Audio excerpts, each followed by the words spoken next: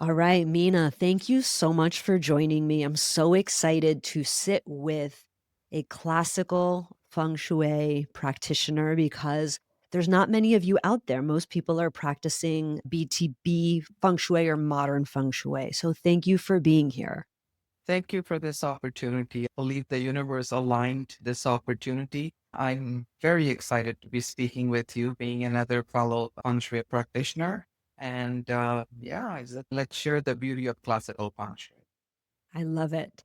Before we begin, I know that something very dear to you is also dear to me. I just want to take a moment to give thanks to all the feng shui teachers and masters that have passed this knowledge on. And because of them, we are able to practice it in our work and also sit here and talk about it. So, yeah. It's a blessing that's been passed on, and it's up to us to now take it forward. But yes, all the respect to them to bring it this far. And I love that you and I are both really big on that and aligned on that, the respect that we owe the people that have come before us. So, for those listeners out there that don't know anything about feng shui, typically in modern feng shui, also called BTB, you take what's called the bagua, which is essentially a 9 section grid that divides the home up into different aspects of life, from relationships to creativity to family, health. And we're told to place that so, this one part of it aligns over the front door, the idea being that the energy enters through the front door and disperses through the home. And analyzing the home based on that grid, and then doing things like balancing yin and yang energies, balancing the 5 elements. That is the basis. I mean, we can go a lot deeper, but that's the basis for modern feng shui. So I am super interested based on what I know and my studies in Vastu, which is ancient Indian form of architecture, and what I know about how the Egyptians built the pyramids. I think in classical feng shui, you guys do things a little differently. And I want to highlight, Meena, if you can just walk us through very simply, what are the steps that you take when assessing a space and doing a classical feng shui consultation? Two things are coming for me to share at this point. One is, let's give an example. I love to use the example of astrology. So you see, back in the day when we had newspapers and magazines that we saw at a doctor's office or on daily basis in a newspaper, we would read about astrology if somebody's a Taurus or a Libra or a Gemini, that, okay, this is how your upcoming week is going to be or your upcoming month. Some related and said, oh, okay, that's good to know. And some kind of chuckled and said, but that doesn't even sound like me. Okay. But it was there and it was pretty much just cookie cutter. Every sign is going to have this kind of an upcoming week or month or year. Okay. Now, if somebody wanted actual astrology reading for themselves, they would first and foremost source out a legit astrologer. Then the astrologer would ask them for their date of birth, place of birth, most importantly, time of birth right down to the minute, and then prepare a precise report for them based on all those facts. This is classical feng shui. Okay, it I is love that.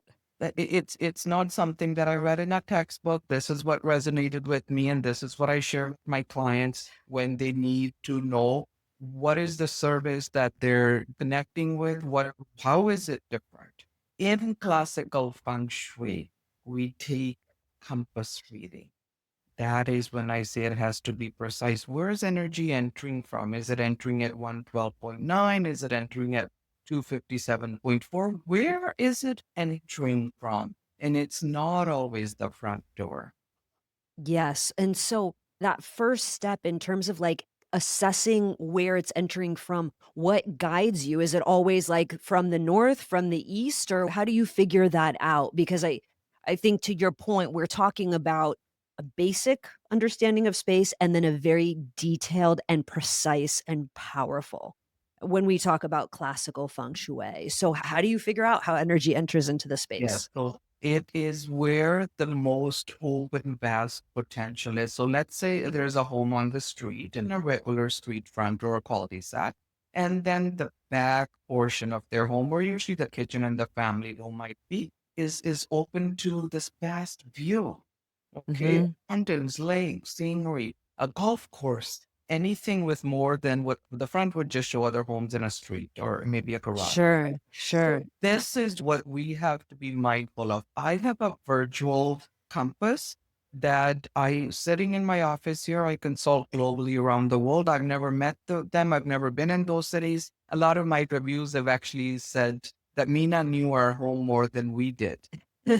It's because there's the tools nowadays. And that compass, I find out from the floor plan and from my communication with the client about their home. And then I take a compass reading with it's Got all it. just like we said about astrology, place of birth, the date of birth, not just the time of birth. So that would equate to time of birth. Now, the other factors are when was that dwelling born? Because it's not always a home. I consult in businesses, there's shopping centers, there's a library, four walls and a ceiling. When was it born? When did that roof go on? And in Okay. typical 5-year, we work in 20-year increments. We just entered period 9. So when was that dwelling born? Based on that, it's in that 20-year period is what I calculate my findings. So that's one of the factors. The other one is the square footage. We place it Okay. based on 10,000 square feet increments. So again, many factors to get Wow. to that precise reading versus print a Bagua map, put it on Right. the floor plan, and every back left-hand corner will be wealth and back left-hand corner is love and relationship. That is generic, that's general. But if somebody needs to figure out why the patterns changed last year in their home, or what happened 5 years ago versus why isn't it happening now? That's the detailed stuff. Oh, I love that because it's a reading that spans time. So it's super powerful and it's giving you information that isn't static because everything's constantly changing. The planets are moving, we're aging, the home is aging. So that makes a lot of sense. That's It, beautiful, Gala, what you yeah. shared about the planet, because we have our Feng Shui New Year every year on February 4th, where we Yes. shift the remedies for the next 12 months. I'm very busy in my practice right now. Usually starts in January. The client that see amazing results, they start to say, Meena, don't forget us. Get us in line for the renewal. And I'm usually busy until April. So these 3, 4 months, Wow. I try not to get too many new consultations because I have Uh-huh. a respect and stay connected with my previous clients, especially if they're excited. That's because they've seen results and they want to maintain that. So going back to what you said about the planets, yes, it's Yeah. exactly that. We renew the remedies. It takes some 15, 20 minutes once a year to readjust based on the report I send back, and then they're Uh-huh. set for another 12 months. But it is not generic. It is not something you do once and forget about it. Staying connected with Hmm. attention, but most Hmm. importantly, staying connected. You do your part once a year for that time. You stay connected. You get to Yes. know your home. You renew that energy one more time. And then the remedies serve beautifully. I love that too, because it adds the element of ritual. And we all know that where our attention goes, energy flows. So if we spend those 15 to 20 minutes, doing that yearly ritual, it's sort of energizing the home. And without giving away too much, why would you say from last year to this year, client X, I want you to make this change? So, what's the why behind it? And what would be an example of something that you might change for somebody? Yeah, yesterday I worked on 3 studies, so I'll give you just one example. First of all, the why. When a home is built, as you know, Yeah. generally speaking, even in Feng Shui, there's 9 areas. There's the Hmm. eight plus the center being self-love and health and gratitude. Okay, so there's numbers that we calculate based on what I shared before, and my clients never really need to know about this. I don't overwhelm them. I do show them my worksheet as this is the science behind the simple delivery, but I keep my delivery very simple and relatable because I don't want to overwhelm or lose anybody. Having Sure. said that, on that worksheet, based on the criteria, the compass reading, the square footage, the year the building was born, and so on, and quite a few other factors, there's 2 permanent numbers in each of those sectors, and there's one annual number. Annual Got it. number shifts in on February 4th. It's the combination of three that I arrive at what is the remedy needed. So last year, it may have needed fire to ignite the wealth area. This year, they might need water there. So once a year, they get the report. I have a floor plan that's marked.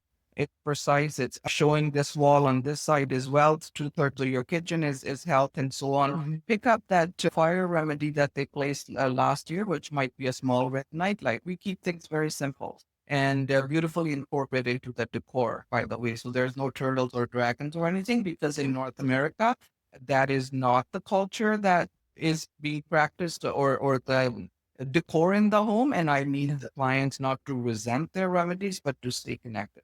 So in that Yes. case, they would unplug the fire remedy and place a water fountain this year. Got Well, it. does that take not long with intention? I'm very mindful of making sure they stay connected. Why we're doing it? What is this area in their home? What is the remedy? And then when they do that, they're pretty much activated for the next year. Every time they go from point A to point B, the bedroom to the bathroom, for example, they see that the subconscious mind visits Yes. remedy because it was started with intention, and it beautifully doesn't work for the upcoming 12 months. Amazing. So, in terms of similarities with modern feng shui, do you also assess spaces balancing yin and yang energies and the five elements as well? And that's the core of it. That's the Okay. core of it. So Five that, elements is yeah. very important and to keep them balanced. But then again, what is the element that's needed there that year? Then we enhance it to the next level. The five Got elements, it. earth, wood, fire, water, and metal, that's the core of it. The yin and Okay. yang balance is so important, especially Yes. when I'm setting up home offices for people, especially when I'm setting up the bedroom energy. Uh, Yes. in rejuvenation and love and relationship strengthening, and the act of front entrance. It's very Yes. important. The yin and yang is very much a part of. Okay. So that it's interesting. That is, what I learned in modern feng shui as well. And I think that that didn't evolve to a point where it doesn't work. It feels still very aligned with how it's been practiced classically. So that is actually what I've taken from my feng shui learnings. And I just use those two things because I don't know how to do what you do, although I want to, because it definitely aligns with what I know. So like in Vastu, we talk about from selecting the land that the home is built on, running it through a series of tests to the perimeter of the wall and it having to be built within an eighth of an inch that requires all of these sort of calculations that embed the home essentially with the divine, how it is oriented, where that front door is, what's located in each area of the home. And so knowing all of that and that this was also practice at a time either before feng shui was created or around the same time, it's very clear to me that you can't just stick something over a floor plan and decide, okay, this is here, that's there. I think orientation is key. When I think about the Egyptian pyramids, same thing. They're aligned perfectly with the cosmos and in a very, very specific direction. So I think that the way that you are practicing this is super powerful and probably the way it should be practiced. I don't want to deter from anybody that's practicing modern feng shui if it's working for you. Our beliefs are everything. But I am interested in just talking about the differences and why something might work more powerfully or better than something else, and just helping people become aware of where this started and how this practice started before it evolved into something. Yeah. So an example just coming to mind. When Yeah. you shared about we don't want to deter anybody. So of course, let's just say that somebody's said, you know what, this year or it's time in my life where I'm going to be practicing living a healthier lifestyle. Okay. Yes. Then they were not taking care of themselves, and all of a sudden they decided they will, and they join a gym. Okay. Going to the gym, getting on the treadmill, doing their part, of course, is better than not doing it, Yes. right? But now somebody takes it to the next level because they already have that awareness now and they want to take it to the next level, or all of a sudden they're just ready to go in full force. They hire a personal trainer. They're focusing on mindful eating. They're focusing intention setting, incorporating fresh air into their energy. And then, Mhm. of course, working with the guidance of the personal trainer whose whole focus is to take it from here to the next level and not Yes. generic. And anybody can Yes. go to the gym, right? So that just came to me right now while we're talking, but that's what we're really talking about, right? I We're love that. on the right, but it Yeah. just depends on how much and how far do you want to go. And if you're on a mission, why not take that next step and perfect it? That's a beautiful metaphor, just like your astrology one, and I think too, we have to be careful because so many of these ancient practices are being repackaged for ease and consumption, which on and westernized, and simplified. And in one way, I understand that that's good because it can reach more people. But in another one, we really have to be careful that we're not watering things down or changing them so much that then does it really work? Or is it really connected to how something first began? When I think anybody that's out there practicing an ancient modality or learning one or going to somebody that practices one, I think it's important to understand that distinction and ask questions to make sure that you're receiving the right medicine, Yes, basically. yes, so important. I'm very, very mindful about not knocking anybody down. Okay. Yes. At the same time, I know what I know, and I also have to pay respect, and that cannot deter my goal, my mission. So again, as I mentioned before, being Indian background, I'm well aware that meditation, yoga, Ayurveda, all the holistic practices started in India. Okay. Yes. Feng Shui originated in China. When I connect to holistic practitioners, they don't have to be from there, but Mhm. I'm not Chinese and I Yes. grew up here in the Western world, but it's all about paying respect to where it originated, taking the time to study.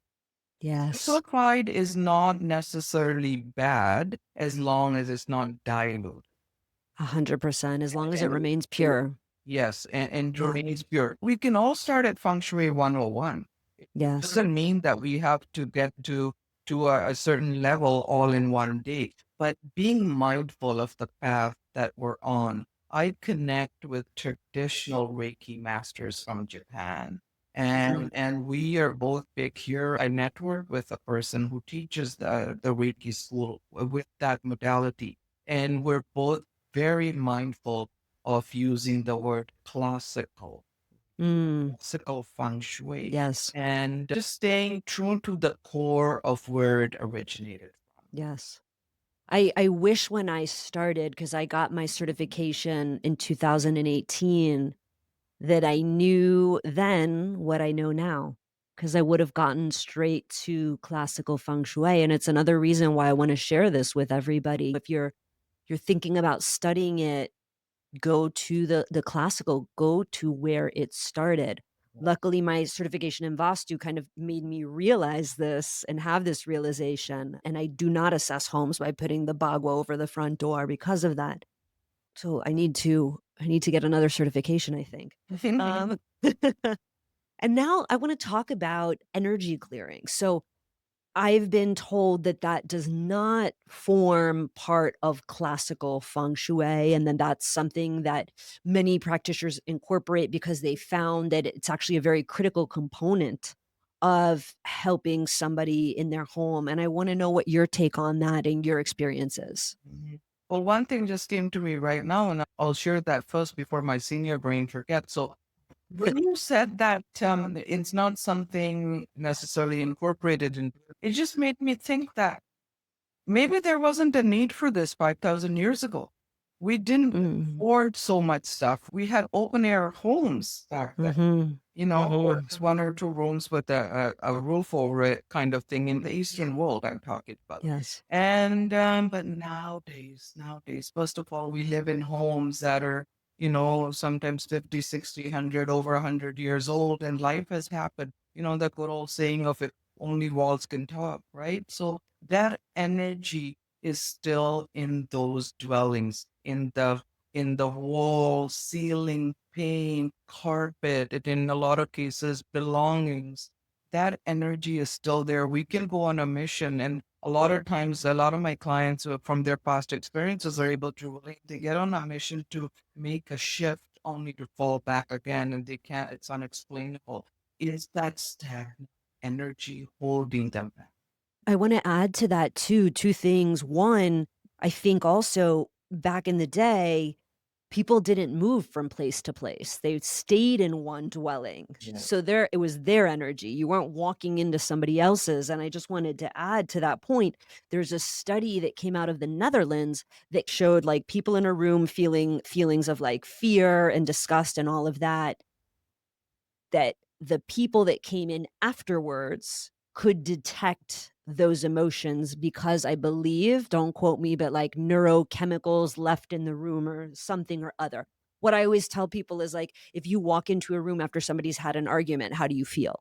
And everybody's like, "Oh yeah, it feels like gross. I don't know why, but it does." So to illustrate your point, so tell me then about why you decided to incorporate. I mean, so it sounds like you decided to incorporate that because you felt like there was a need. Where did you learn how to do it, and how do you kind of mix it with your classical feng shui process? Yes. First of all, I didn't decide to do it. It just came over me. It just came. Yes. Being part of the growing up in the Indian culture, where we're very mindful of the rituals that are set with intention. And the intention in this case is to first remove and renew the energy Yeah. before we place the precisely calculated feng shui tools. Otherwise, it's just like a band-aid situation. We're just masking. We're not really getting to the core of it, removing what Mhm. isn't working to start with before we start adding more things to it, as in feng shui remedies in this case. Okay, Okay, got so it. that training I was blessed with. I learned it in my trip to Rishikesh, India, again, the birthplace of meditation and yoga. My feng shui training comes from spending a month in China. And when the time came, the world shut down. I gave up my previous career, gave me time to start my practice full force. It was already started before, but now I'm spending all my time and energy on my mission here, on my calling. When I combined both of them together, everything just fell into place.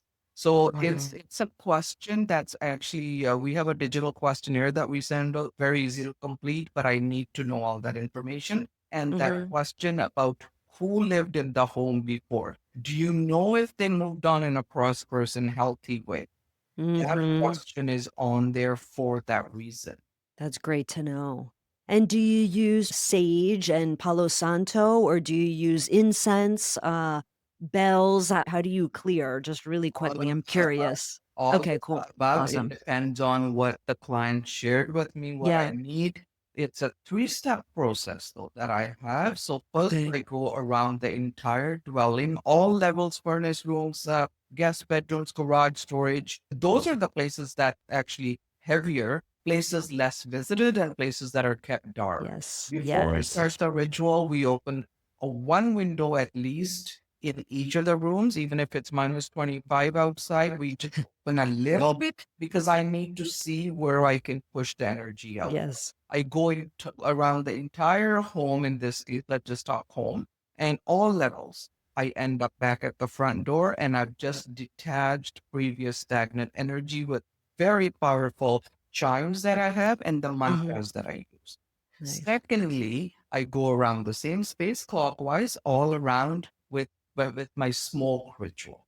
Okay. Okay? And third and last step is to seal the positive energy with the blessed rose water that I've created to welcome it and pay respect so that that amplifies. And that's my three-step process. Now, what I use, it just depends on what is calling me at the time. I go Yeah. prepared, and a lot of it is my intuition as well as to what is needed, especially once I've done the swipe the first time, detaching the heavy energy, then Yeah. I know what I'm dealing.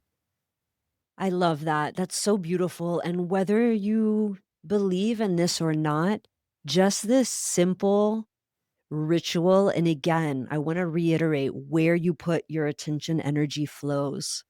So, just this simple act of doing this then before getting started in the feng shui consultation and implementing the remedies, it's like you said, it's like clearing the mud away and creating this beautiful canvas to then just grow on. I love that. Yeah, then I love nobody that. can do that for us. That's something Ex- we have to do. And I'm yes. very clear with my clients. We actually have fun when I say that. And I'm like, I'm your guide. I'm your guide. I've done my Yeah. part. I've done Yeah. my part. Everything is so precisely calculated. I am here. And a lot of my reviews have said Meena does a lot of hand holding. And that's Yes. because I've done my part. And now the only way they're going to see the changes if I get them involved, if I get them excited about this. Yes. And when they have questions next week, next month, I always tell them the consultation is not over just by me showing up and Yeah. sharing my findings with you. This is the beginning. It's the Yes. clients that reach out and say, Meena, what about this? What did you say here? How often should I clear the energy? What about that? What about this crystal, this plant? Those are the clients that are doing the work, and Yes. they're the ones that see beautiful results. So, really quickly, before we wrap up, what would you say one of the biggest transformations that a client has had after one of your consultations that you've seen that even makes you go, wow, this is powerful? Yeah. I wake up to beautiful messages from around the world. If I could, and I could write books on the Yeah. transformation. Children, the schools reaching out to them and saying, over the summer, this is September, the child is back in school. What did you do in the summer that your child is a night and day from the last 4 years? Okay. Wow. Another one that just quickly is coming to me is a client that said, Meena, I didn't think we were activating my relationship sector. I thought we were focusing on prosperity, which I'm seeing amazing results, but all of a sudden the relationship sector also got activated in the last 6 months. I want to share with you. And that part is because, as you know, Gala firsthand as well, you're well versed in feng shui. There's all 9 sectors. Yeah. They are interconnected. So Yes. when we enhance certain sectors, every sector in life, whether it's family, relationship, wealth, health, career, and inner child, and so on, they all thrive. So Gets yeah, illuminated. it's a beautiful world. We could talk for hours, but it all starts with one thing, and that is our intention to make a Yes. shift in the quality of our life. 100%. And also, I think the belief that our spaces impact us, affect us, and can be used for not just beauty, but also better well being, prosperity, and really just another piece, I think, of our wellness and self care toolkit that gets left out a lot of the time. Yeah. And the way I explain that is if I could just show the clients that, okay, this is your 4 walls in your ceiling. This is a dwelling in this case, whether it's a room or a whole house, doesn't matter. And how much of that energy is heavy and how much of it is serving you. If it's 57% heavy, and they would be on a mission tomorrow to change that, Yeah. but it's not Yes. seen, it's felt.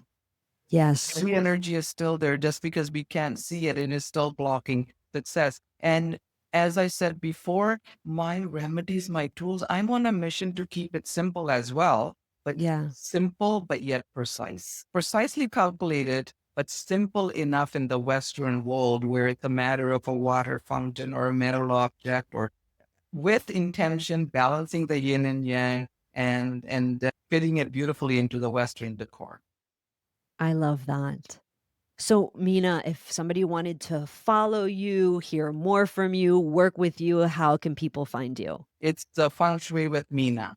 Every other platform is momentum feng shui. We're on YouTube. We do newsletters. There's the 6 ebooks that are free under resources on the website. Clients are welcome to download them. And one of them actually is on energy clearing.